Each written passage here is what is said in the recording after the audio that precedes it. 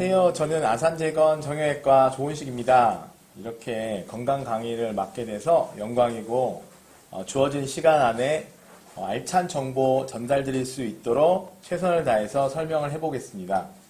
제가 강의하는 주제는 총 4가지, 그러니까 우리 몸 전체를 차근차근 설명드릴 건데 이번 시간에는 무릎에 관해서 설명드리도록 하겠습니다. 일단 이번 시간에는 무릎이 아파요. 선생님, 무릎이 아파요. 저희가 진료 시간에 진료를 하다 보면 무릎 아픈 환자가 거의 50% 가까이 됩니다. 즉, 무릎 환자는 일상생활이 많이 불편하기 때문에 무릎 질환에 대해서 궁금해하시는 분들이 많기 때문에 이번 시간에 자세히 무릎에 관해서 어떤 병들이 있는지 또 난 이걸 어떻게 치료해야 되는지를 명확하게 설명드리겠습니다. 일단 제 양력을 소개해드려야 제가 하는 말이 공신력이 있을 것 같아서 저는 경북대학교 의과대학을 졸업하고 서울 아산병원에서 무릎 전문으로 외래 임상교수를 전임했고 그 이후에 여러 병원들을 계속 과장, 원장으로 취임하면서 이후에 지금 현재 고읍의 아산재건 정형외과를 차리게 됐습니다. 제가 주로 전문 분야는 무릎 인공관절, 그러니까 무릎이 완전히 다 닳았을 때 그 무릎을 새 것으로 바꿔주는 것이 제 전공이고요. 또 미국 AAMA 인공관절학회 그리고 줄기세포학회에서 마스터 코스를, 즉 연골이 찢어진 상태에서 연골을 재생하는 분야에 대해서 연구했습니다.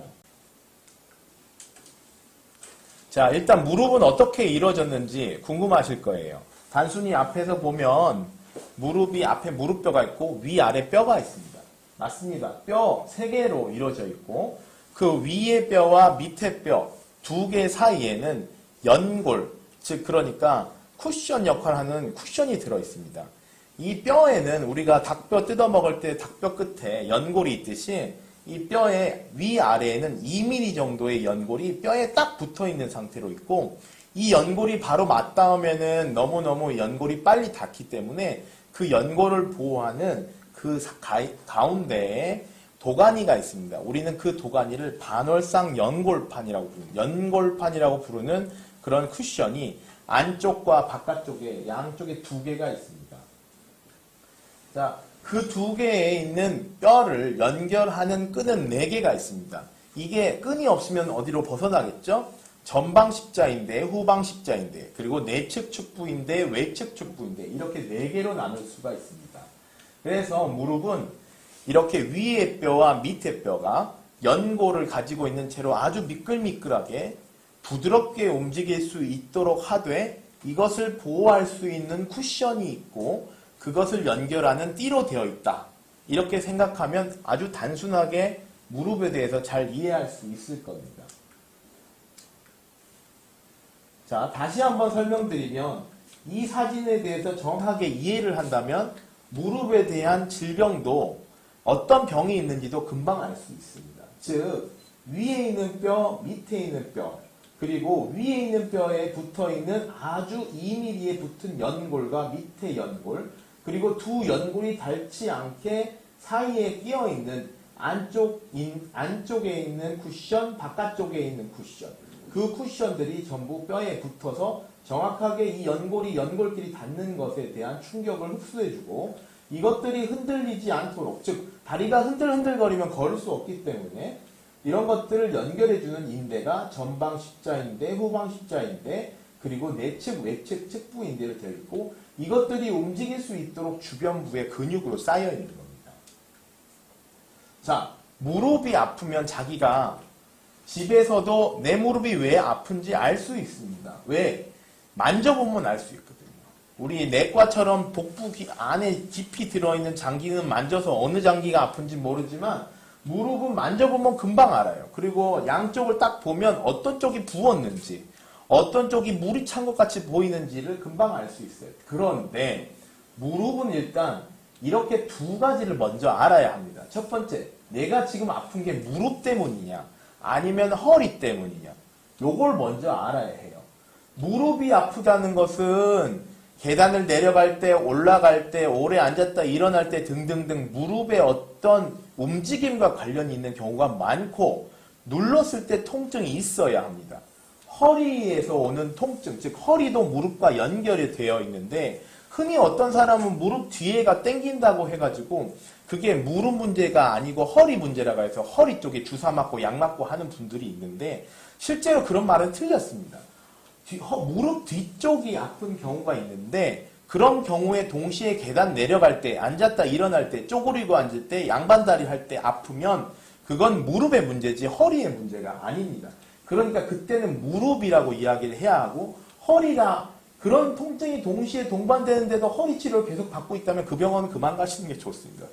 그리고 무릎이 부었냐 안 부었냐는 어떤 걸 의미하냐면 무릎이 많이 붓고 물이 차고 하는 것들은 무릎 안에 문제가 있는 것이고 그런 것들이 없으면 무릎 밖에 문제가 있는 건데 무릎 안에 물이 찼다는 건 무릎 안에 어떤 구조물이 어떤 중요한 구조물이 망가졌다는 것을 의미하니까 선생님이 물이 찼다고 하고 물을 뺐을 때 물이 굉장히 많이 나왔다고 하면 그건 무릎 안에 문제가 굉장히 심각하다라고 생각하시면 되겠습니다. 자, 무릎은 실제로 이렇게 제가 이렇게 병균들 표시로 아픈 부분에다가 어떻게 해서 만져봐서 어떤 병이다라는 것을 이게 진단할 수 있는데 지금 뭐라고 영어로 엄청 써져 있어요. 이게 무릎에 있는 병 전체입니다.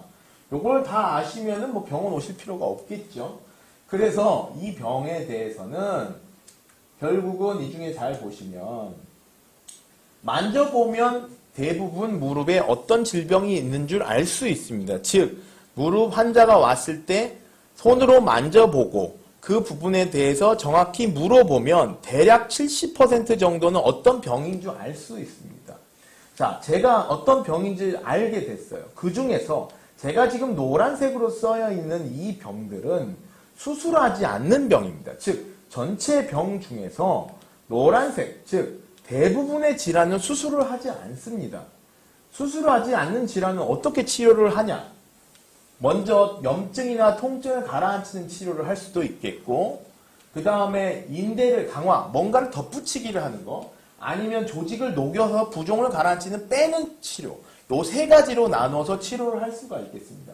일단 염증과 통증을 가라앉히는 치료는 많이 있겠죠. 약도 먹으면 되겠고 주사도 스테로이드, 염증 주사, 물리치료 이런 걸 받으면서 염증을 가라앉히는 것이 치료고요.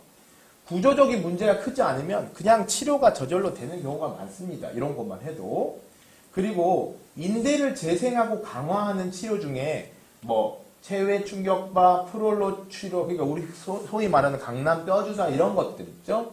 이런 것들은 뭔가 인대나 조직들을 더 부풀려서 강화시키는 운동, 강화시키는 그런 치료들을 할 수 있는데 이런 치료들은 염증을 가라앉힌 치료보다는 구조적인 근본적인 원인을 이제 치료하는 거기 때문에 이제 굉장히 좋다고 생각할 수는 있지만 이제 상황에 따라서 환자마다 그 치료의 결과가 다르고 그리고 3회에서 5회 이상 반복되는 치료를 해야 되는 그런 번거로운 반복 치료가 요구된다는 게 좀 다르다고 볼 수 있고요.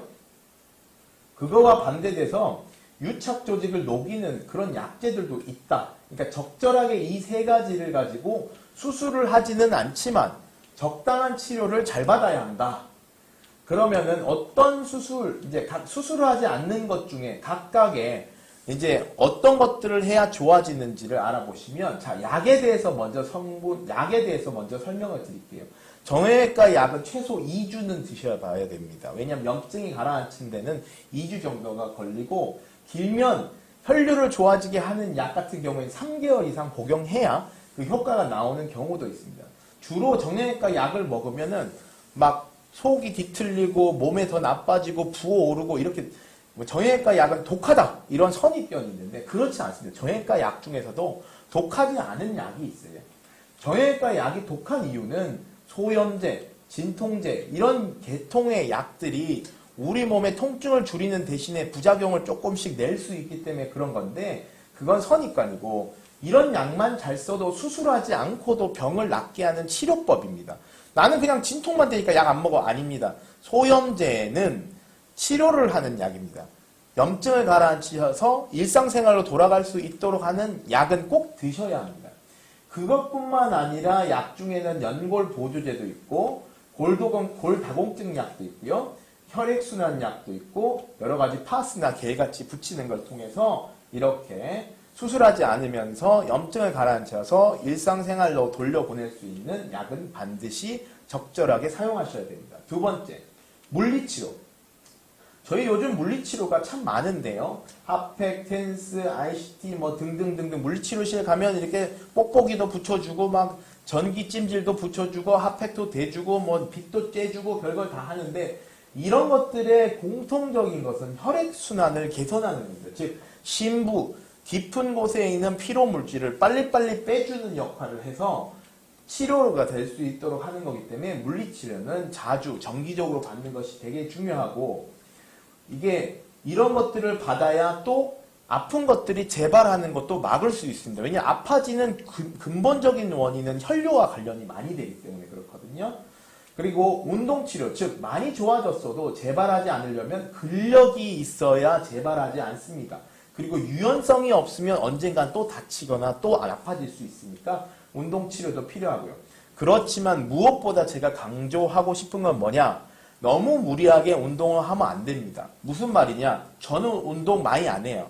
그냥 한 30분에서 1시간 정도 가볍게 걷는 거 이외에는 안 합니다. 왜? 우리 몸은 자동차랑 똑같아요. 자동차 많이 탄다고 해서 자동차가 튼튼해지냐? 절대 그렇지 않아요. 자동차 많이 타면 다 닳아요. 타이어도 닳고 상식적으로 생각했을 때 많이 쓰면 닳아야지 많이 쓰면 튼튼해지는 게 말이 안 됩니다. 즉 무슨 말이냐? 우리 연골이나 이런 쪽은 가볍게 써줘야지만 이 혈관이 가지 않는 부분에 골고루 혈류가 가기 때문에 운동을 안 해주면 결국 나빠지는 건 사실이에요. 하지만 너무 많이 쓰면 다 닳습니다. 닳으면 결국 수술해야 돼. 아껴 써야 됩니다. 아껴 쓴다는 얘기가 제가 늘 얘기하거든요. 할머니 무릎 아껴 쓰세요. 그럼 난 무릎 어떻게 아껴 써? 걷지 마 이렇게 말씀하시는데 걷지 마는 게 아니고 특정 동작이 안 좋아요. 쪼그려 앉는 거 절대 안 좋아요. 그리고 계단 내려갈 때 천천히 내려가야 합니다. 옆에 할머니 빨리 내려간다고 자랑하면 뭐 너무 좋아할 것 없어요. 천천히 내려가셔야 돼요. 아시겠죠? 자, 수술을 안 했을 때에 가장 또 주사를 많이 맞는데요. 주사 맞는 것 중에서 무릎의 수명을 늘리는 역할을 하는 주사들이 요즘 시중에 많이 나와 있습니다. 상식적으로 자동차를 30년에서 50년을 타고 한 50년 탔다고 생각해보면 삐걱삐걱 소리 안 나는 자동차 없습니다. 우리 몸도 똑같아요. 50대가 넘었는데 왜 무릎 아프냐고 물어보지 마세요. 많이 썼으니까 아프죠. 그런 것들의 수명을 늘리려고 자동차에는 돈을 투자하잖아요. 뭐 엔진 오일도 갈아놓죠. 코팅도 바르죠. 오래오래 쓰려고 그러는데 왜 우리 몸에는 이런 것들을 안 합니까? 중요한 거는 무릎 안에다가 이런 주사들을 맞아줘야 돼요. 이 연골 안에다가는 뭔가 연골을 코팅해주거나 감싸줄 수 있는 윤활제를 자꾸 넣어줘야 되는데 엔진 오일을 넣어줘야 하는데 그런 연골 주사는 6개월에 한 번 맞는 주사. 즉 보시면 연골 주사라고 하는 맞는 주사 중에는 두 가지 종류가 있습니다. 첫 번째는 한 주 간격으로 3번 맞는 게 있고요. 한 번만 맞고도 6개월 가는 놈이 있어요. 공유결합이라고 해서 3개에 있는 주사를 한꺼번에 뭉쳐서 뻑뻑하거나 약간 이렇게 점도를 높여가지고 이 유지하는 요법이 오래 갈 수 있도록 하는 약들을 쓰고 있어요. 저는 미국의 시카고의 ANA에서 보니까 놀랬던 거는 3번 맞는 주사보다는 한 번 맞는 주사를 주로 많이 선호를 하더라고요. 근데 우리나라에서는 이 주사를 좀 많이 맞지 않는 경향이 있더라고요. 중요한 건 뭐냐면 여러 번 찌르는 건 좋지 않아요. 무릎에 감염을 일으킬 수도 있고요. 또 이 주사 자체가 한 번 맞고도 오래 갈 수 있는 이 놈이 윤활작용을 잘 할 수 있기 때문에 정확하게 주사를 지정된 위치에만 잘 넣어준다면 아주 좋은 효과를 낼 수 있습니다. 그래서 이런 6개월에 한 번 맞는 주사 그리고 DNA 요즘 또 DNA가 보험이 돼요. DNA는 어떤 게 있냐면은 연어 추출물 DNA 우리 몸을 구성하는 줄기세포 같은 DNA가 있는데 이거를 맞으면 뭐 연골이 새로 돋아나냐 그렇지는 않아요. 하지만 연골이 나빠지는 속도는 늦춰줄 수가 있어요. 이거 보험됩니다. 콘주란이라는 게 있고 아까 말한 6개월에 한 번만 주는 시노비아는 제품이 있는데요. 이런 제품들을 맞아주면 다 보험이 되니까 좋고요. 항염증 작용, 염증을 가라앉히고 아픈 것도 적게 하고 수명도 늘려주고 윤활작용을 해주고 이거 안 맞을 이유가 없죠. 좀 무릎이 아침에 일어났을 때 좀 뻐근하다. 계단 오르내릴 때 조금 힘들다. 오래 앉았는데 일어나려니까 무릎이 아이고 이런 소리를 낼 것 같다. 그러면은 요 주사를 맞아주면 한동안 편안합니다. 그럼 이런 주사 맞으면 계속 맞아야 되냐? 또 그런 건 또 아니에요. 맞아주면 좋죠. 엔진 오일을 7,000km마다 바꿔주려 하는데 안 바꿀 수도 있죠. 차는 계속 가긴 가는데 닳겠죠. 똑같은 겁니다. 이게 자동차랑 우리 몸은 똑같은 거에서 별로 이제 궁금한 게 별로 없어요. 자동차를 생각해 보면은. 무릎에서 딱딱뚝뚝 소리 난다고 하는데 그것도 한번 생각해 보세요. 50년간 자동차 타고 나면 당연히 자동차에서 소리가 나면 안 날 수가 없어요. 이런 것들이 다 그거에 관련된 거라고 보면 되겠습니다. 염증을 가라앉히는 주사 중에 스테로이드가 있는데요. 흔히 내가 이게 지금 요 부분을 설명하는데 이렇게 많은 시간을 할애하는 건 너무나 오해하고 있는 부분이 많아서 그래요. 스테로이드는 물론 고용량으로 많이 자주 사용했을 때에는 여러 가지 합병증을 낼 수 있어요. 당뇨, 비만, 골다공증 등등등 호르몬 계열에도 문제를 일으킬 수 있고 아이의 성장에도 장애를 일으킬 수 있습니다. 하지만 이 스테로이드는 아주 저용량으로 적게 필요할 때 사용해주면 그 무엇보다도 효과가 있다고 볼 수 있어요. 치료제냐? 일종의 치료제입니다. 무슨 말이냐? 얘는 분말가루 같이 생긴 놈도 있고 액체처럼 생긴 것도 있는데 보통은 회색 빛깔을 띠고 있는 그런 약재예요. 이런 것들이 어떻게 보면 하얀 분말인데 소화기 같은 역할을 해서 우리 몸에 불이 난 곳이 있으면 쫙 찌르면 걔가 염증을 물고 조직에 쫙 붙어 있어요. 그래서 금방 좋아진다. 아주 드라마틱하게 좋아지는 게 이 스테로이드인데 이런 거를 너무 많이 사용해도 문제죠. 왜냐 인대에 침착되면 하얗게 뭔가 침착돼서 얇아지거나 딱딱해지는 경향이 있으니까 나쁠 수는 있지만 염증을 가라앉히기 위해서 1년에 4번 이하 3주 최소 2, 3주 이상 간격을 두면서 맞는 거는 괜찮습니다. 그리고 저 같은 경우는 스테로이드 양을 굉장히 적게 사용하거나 이렇게 해서 주사를 하면서 몸에 해를 끼치지 않으면서도 아픈 것을 빨리 좋아지게 해서 일상생활로 고통 없이 빨리 돌려드릴 수 있는 이런 방법들을 사용하고 있습니다. 자, 체외 충격파 많이 받으시죠? 되게 비싸지만 효과가 있는 치료. 즉 뭐냐? 이 치료는 뭐냐면 우리가 충격을 이렇게 가해가지고 거기에 뼈와 인대가 붙어있는 자리 혹은 근육을 풀어줘야 되는 자리 등등에서 이게 뭐냐면 섬유아세포라고 뭔가 섬유질을 다시 일으키는 건데 충격을 줘서 섬유질을 일으켜서 야 재생시켜 라는 몸의 반응을 일으키는 겁니다. 그러면은 석회 부분이나 아니면은 이게 뭔가 인대랑 뼈가 붙어있는 부분이 잘 붙지 않거나 그런 부분에 대해서 부수고 다시 새로 아물게 해서 튼튼하게 하는 역할을 하기 때문에 얘 특징은 맞고 나면 되게 아파요. 3일 정도는 아유 되게 아파. 그런데 이제 아픈 게 쫙 올랐다가 쭉 떨어집니다. 그리고 또 맞으면 쭉 떨어지고 이런 식으로 우리가 3번에서 5번 정도 한 사이클로 해서 점점 요거는 사실 구조를 바꾸는 건 아니지만 얘는 근본적인 원인 그러니까 구조적으로 잘못된 것을 바꿔줄 수도 있는 근본 치료니까 얘보다는 조금 더 상위의 치료가 되겠죠. 그렇지만 이거는 몇 차례 아까 말씀드렸듯이 몇 차례의 그런 반복적인 치료가 필요하겠다. 프롤로 요것도 비슷한데요. 이거는 기계를 사용해서 충격을 줬다면 이거는 우리가 주사를 통해서 주사액을 안에다 주입시켜주면 주사액이 이물질로 우리 몸에서 반응이 되면서 그 부분에 다시 염증 반응이 생기면서 강화되는 그런 반응을 하는 것이 이제 강남뼈주사라고 불리는 프롤로 인젝션, 증식 치료입니다. 우리가 증식 치료를 사용할 때 안에 여러 가지 제품을 많이 넣을 수 있어요. 그 안에다가 어떤 이물질을 넣어줄 거냐에 따라서 가격도 달라질 수 있고 천차만별인데 주로 포도당, 그러니까 고용량의 포도당이라든지 DNA, 아까 말씀드렸던 관절강 내에 관절 안에 넣어주는 DNA를 거기 놓지 않고 프롤로에 사용하거나 여러 가지 배합을 통해서 프롤로를 할 수 있겠고요. 뼈와 인대가 붙어있는 부분을 이 체외 충격파랑 비슷하게 여러 번 찔러서 이런 부분에 대해서 인대 손상에 대한 거나 여러 가지 치료를 위해서 반복적으로 해서 강화시켜주는 역할을 하는 겁니다. 자, 지금까지 수술하지 않는 질환에 대해서 설명을 드렸습니다. 여기서 강조를 한번 하고 싶은 건 뭐냐면 수술을 무조건 한다고 좋아지는 건 아니에요. 왜냐하면 수술을 해도 찢어야 하고 열어야 하고 그 부분을 치료하고 다시 닫아야 하는데 그 찢고 들어간 부분이 다시 엉겨 붙기 때문에 또 거기서 발생되는 통증이 있을 수 있어요. 다만 원래 있던 치료가 원래 있던 부분이 너무 심해서 이렇게 뭔가 근본적인 치료를 하지 않으면 안 되는 경우가 아니면 이렇게 비수술적, 수술이 아닌 걸로도 충분히 치료할 수가 있기 때문에 충분히 비수술적 치료를 해보고 이렇게 수술적 치료로 넘어가는 것도 필요하다. 그리고 또 하나, 이 타이밍을 언제 넘어가야 하는가는 이걸 정확히 짚어줄 수 있는 선생님이 필요해요.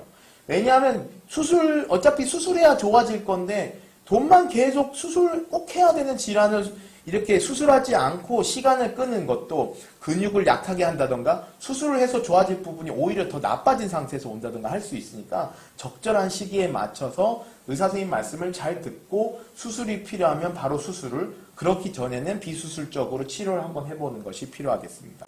자, 지금부터는 수술에 관해서 무릎에 어떤 수술들이 있고 그 수술을 왜 하는지, 어떤 부분을 하는지, 아까 앞에서 무릎에 대해서 구조를 잘 설명드렸는데요. 그 구조를 잘 이해하시기만 하면 이 수술하는 거에 대해서 잘 이해하실 수 있을 겁니다.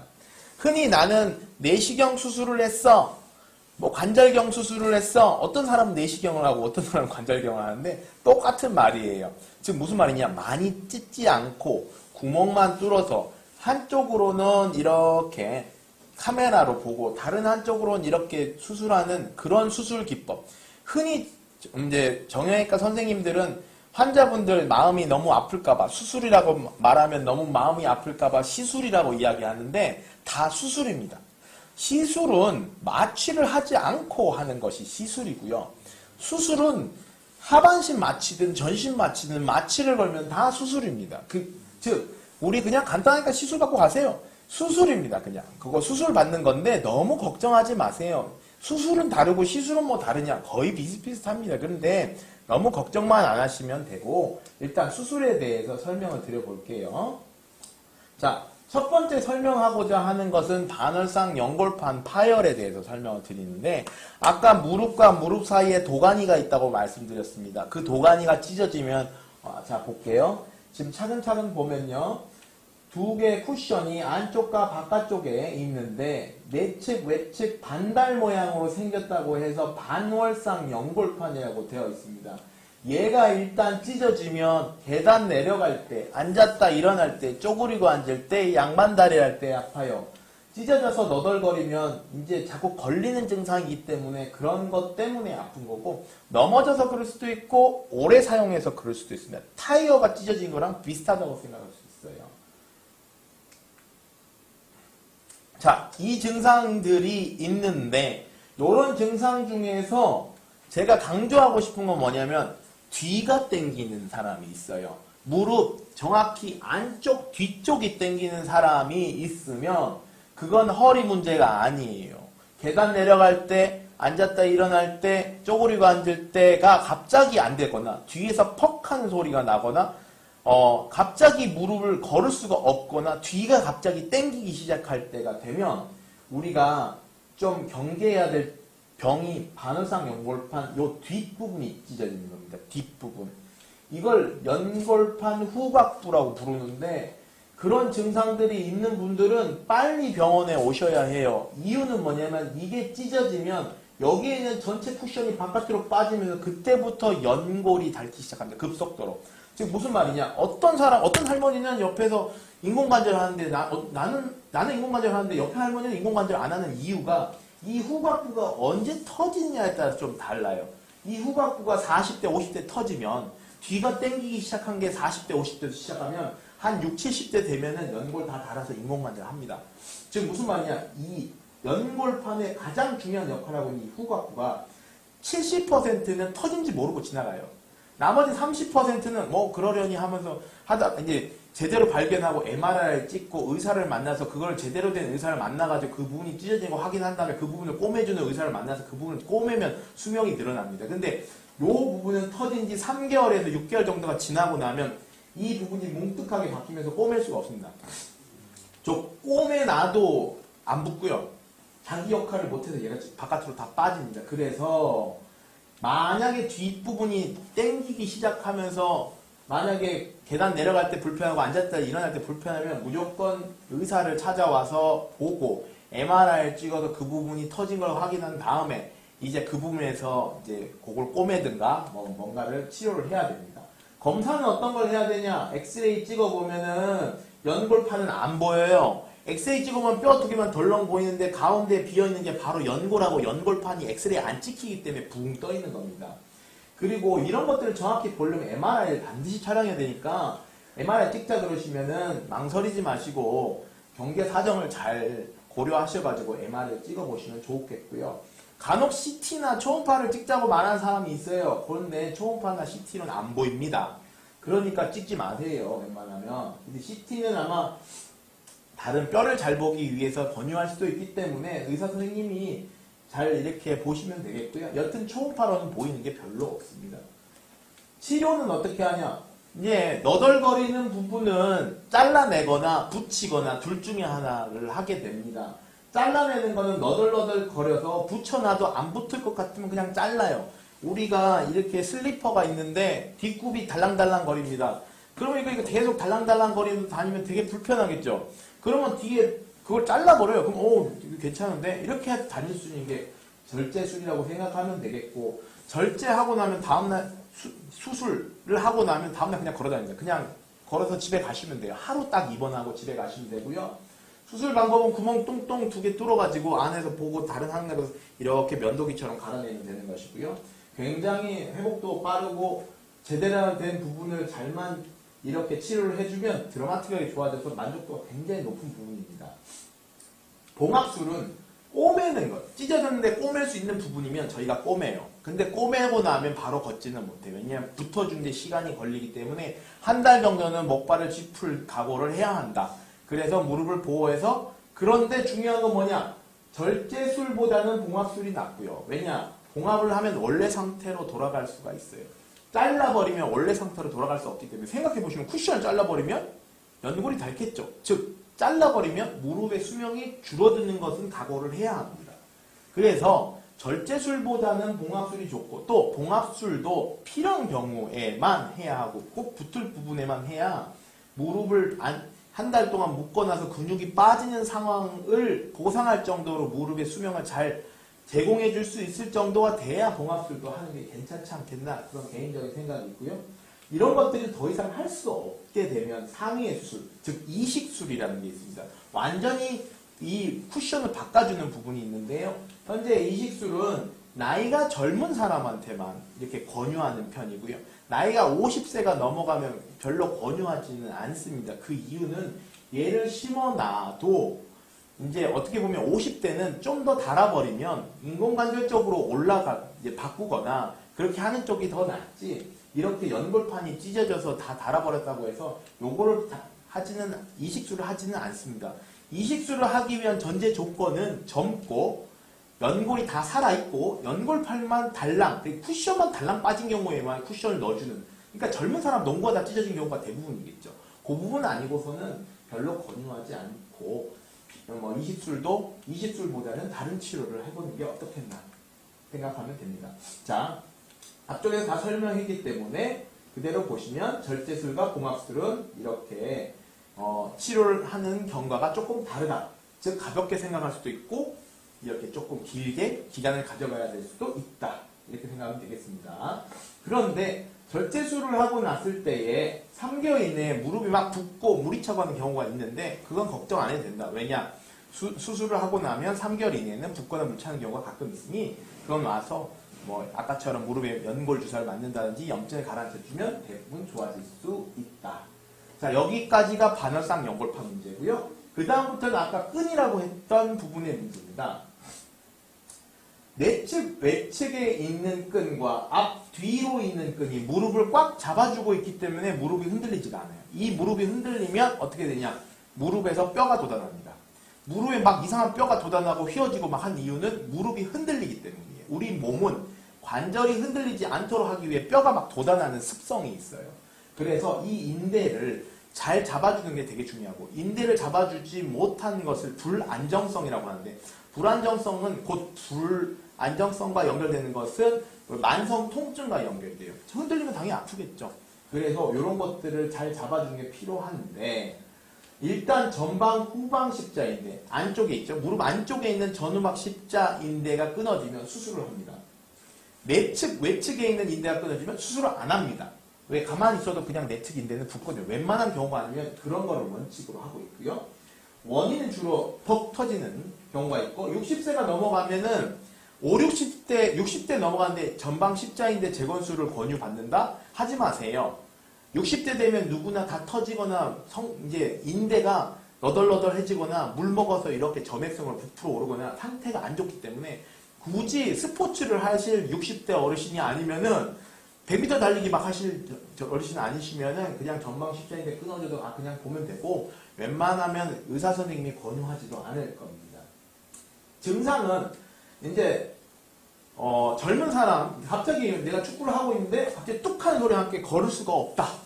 무릎이 점점점 물이 차오른다. 그러면 그런 것들이 전후방 십자인대가 터져서 그런 거고 만성적으로는 갑자기 뛰다 갑자기 이렇게 서면은 다리가 흔들거리는 느낌이 있거나 계단을 빨리 내려올 수가 없거나 후들거리는데 이런 증상들이 있을 수 있어요.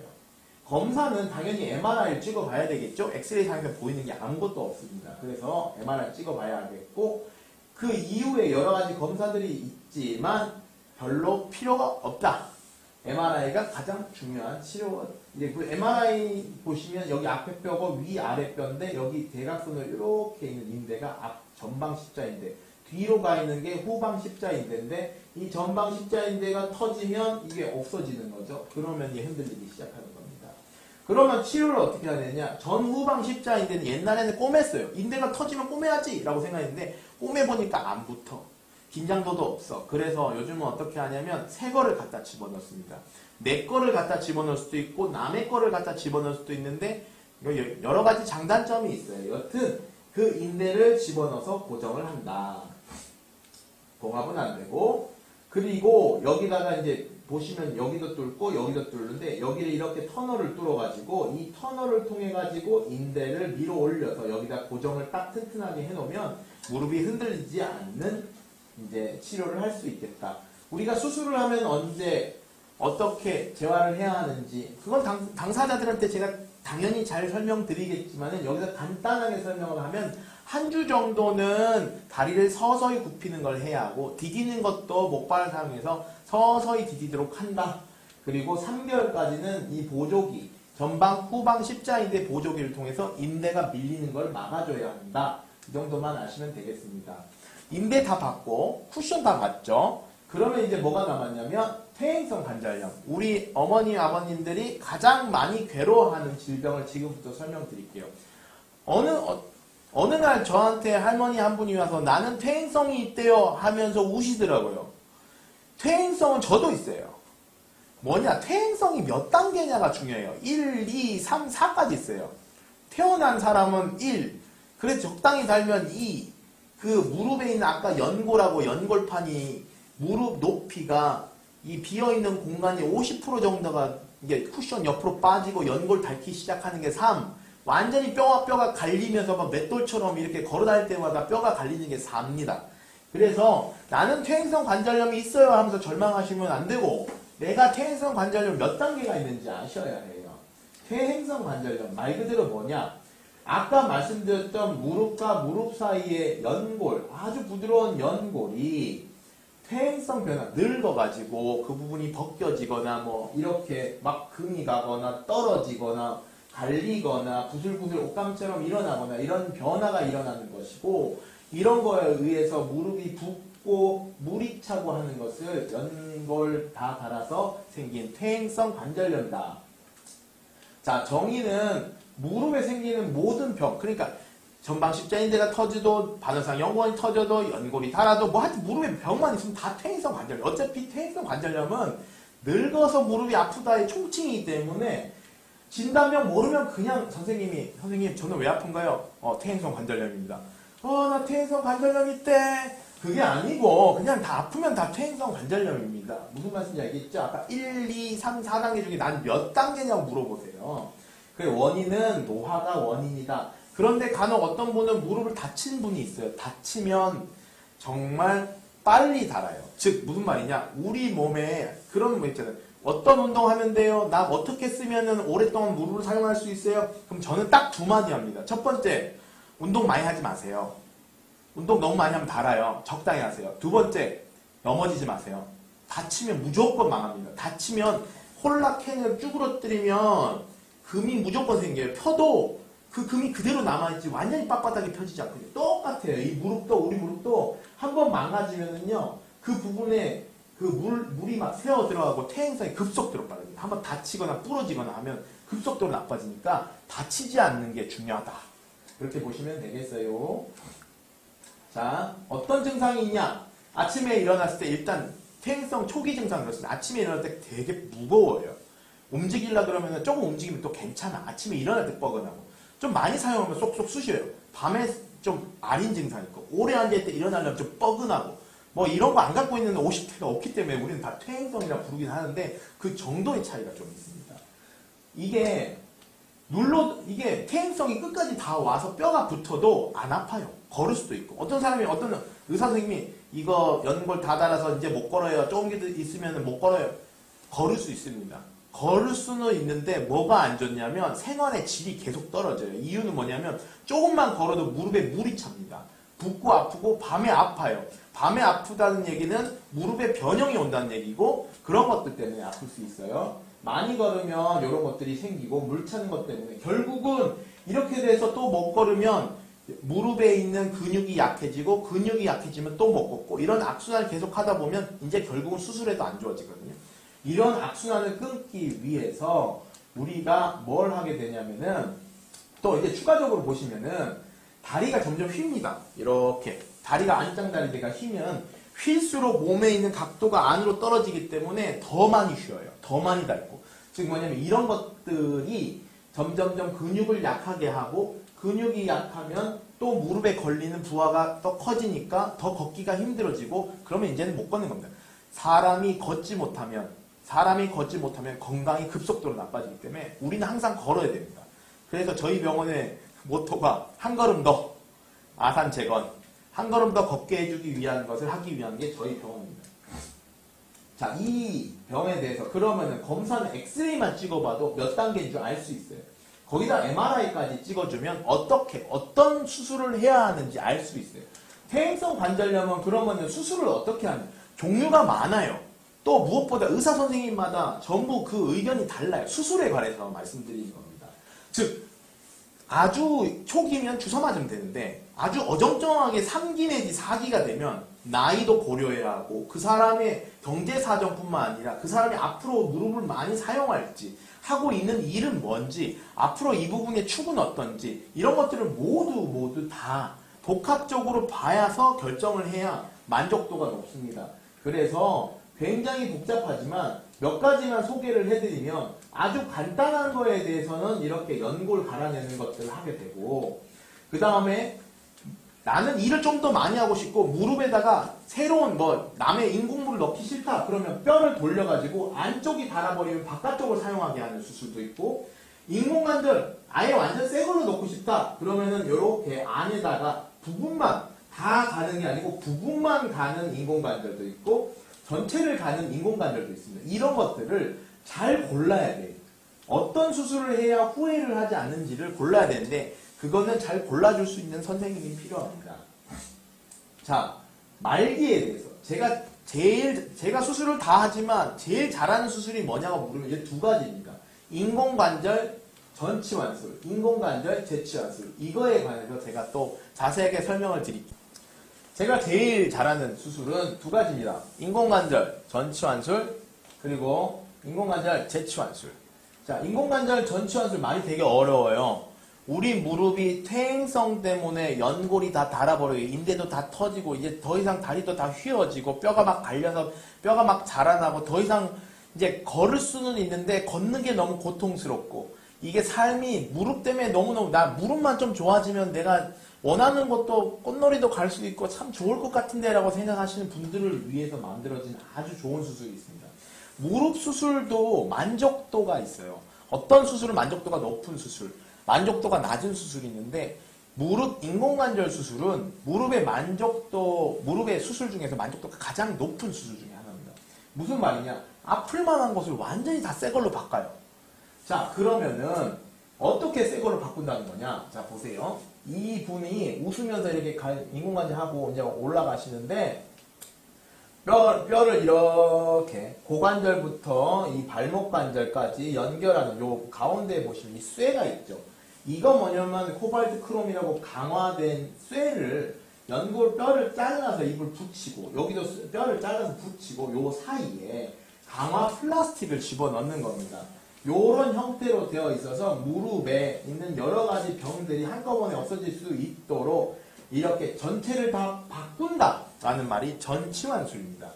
자, 그러면 전치환술 하면 안 아프겠네요? 예, 걸을 때는요. 걸을 때는 안 아픕니다.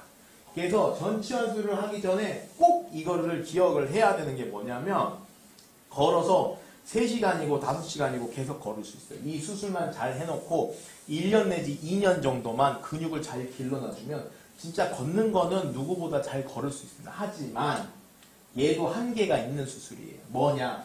다리를 굽혔다 폈다 할 때는 피로도가 높아요. 즉 무슨 말이냐면 인대를 다 잘라버리고 플라스틱을 넣었기 때문에 우리 원래 있는 무릎과 동일하지 않아요. 그래서 무릎을 굽히고 펴는 데 있어서 보통 무릎은 요렇게 움직이는데 이제 이 수술을 해놓으면 이렇게 굴러요. 이렇게 구르기 때문에 앞무릎을 이렇게 때립니다. 즉 무슨 말이냐? 구부렸다 폈다 하는 것이 굉장히 좀 불편하고 피로도가 굉장히 높아요. 나는 인공관절 했는데 왜 무릎이 아파요?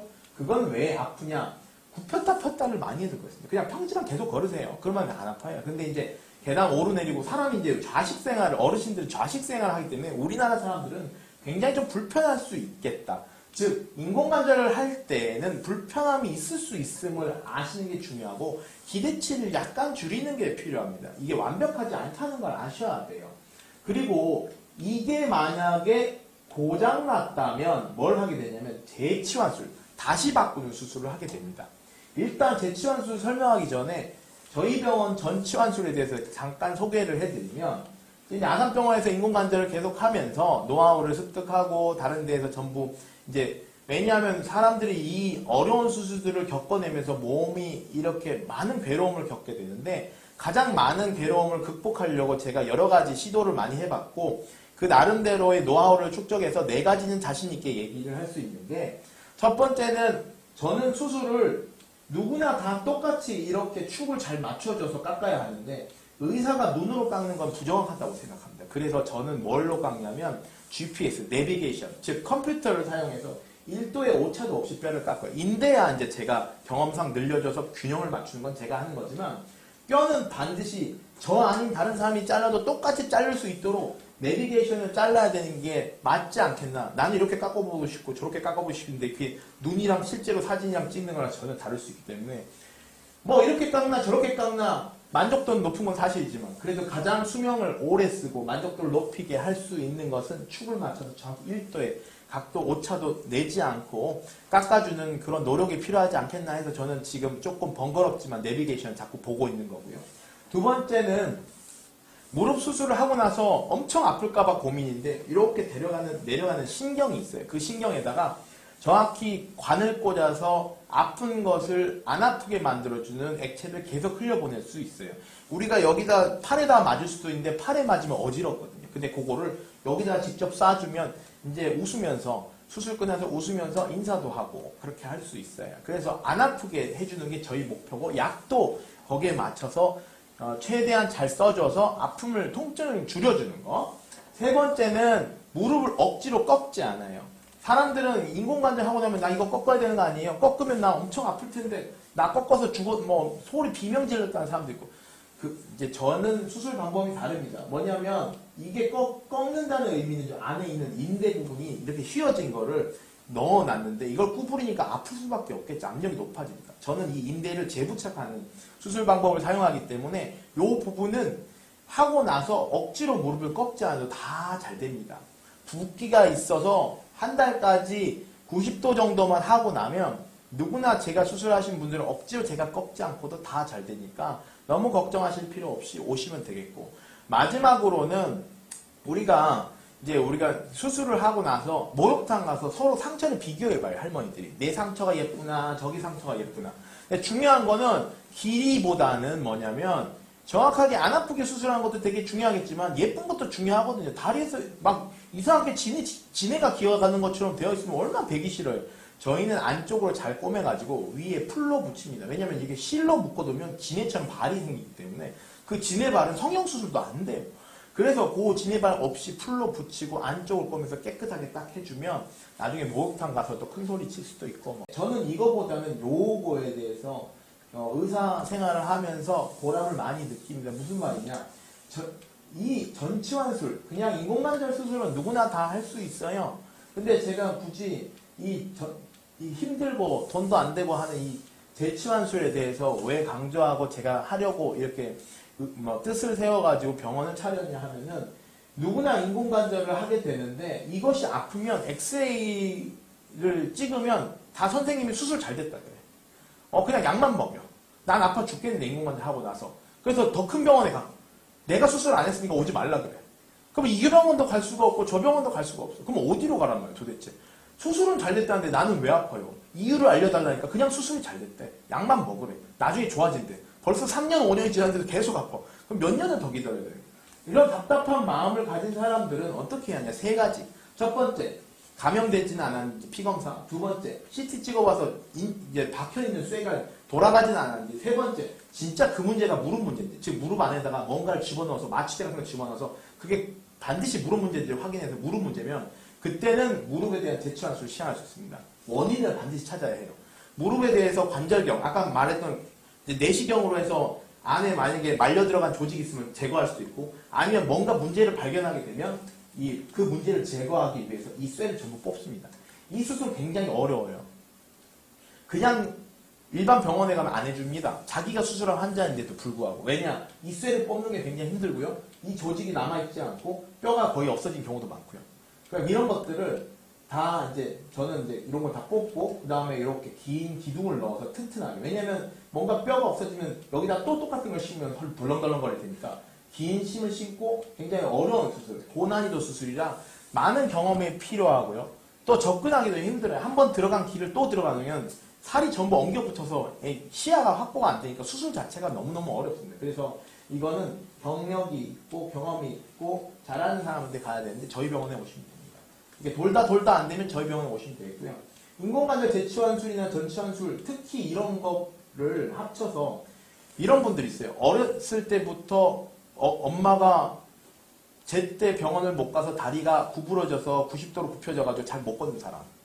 다리를 폈다 굽혔다가 한 0도 30도밖에 안 되는 사람. 그리고 다리가 흉측하게 젊었을 때 처녀 때 교통사고를 당해가지고 다리가 휘어가지고 그렇게 이렇게 휘어진 상태로 걸어다니는 사람. 이런 분들이 있으면 저한테 오시면 됩니다. 왜냐하면 나이가 돼서 그런 부분들이 더 이상 이제 새 걸로 갈아 넣을 때는 다리를 펴서 넣을 수 있어요. 이런 걸 통해서 제 환자 중에는 6살 때나 9살 때 그 안에 이제 골수염이 있어가지고 90도로 양쪽 다리를 구부리면서 평생을 60년간 다리를 못 펴고 이렇게 쩔뚝거리며 걸어다니면서 그 무릎을 가지고 저한테 와가지고 수술에 다리 쫙 펴서 걸어다니면서 동네방네 소문내고 다니신 분들도 있고요. 20대 최근에 수술했던 분들 중에서는 무릎 인공관절 수술 4번 5번 하고 이 쇠가 종아리 밖으로 튀어나와서 정강이뼈가 부러져가지고 무릎도 움직이고 정강이뼈도 움직이고 발목도 움직이는 그런 분이 있는데 그런 분들도 제가 고쳐가지고 지금 걸어 다니세요. 중요한 거는 좀 못 걸어 다니시는 분들. 그런 분들이 좀 어렵고 못 걸어 다니고 대학병원 가서도 좀 그냥 못 걸을 수 있으니까 좀 그냥 그렇게 살아라는 분들은 저한테 와서 꼭 한번 진료를 한번 받아보셨으면 좋겠습니다. 자, 그래서 인공관절을 하면은 엄청 좋아요. 왜냐하면 수술하고 나서 2, 3일 정도 있다가 바로 움직이고 일주일 되면 여기 걸어 다닙니다. 왜냐면 새 걸 없으니까요.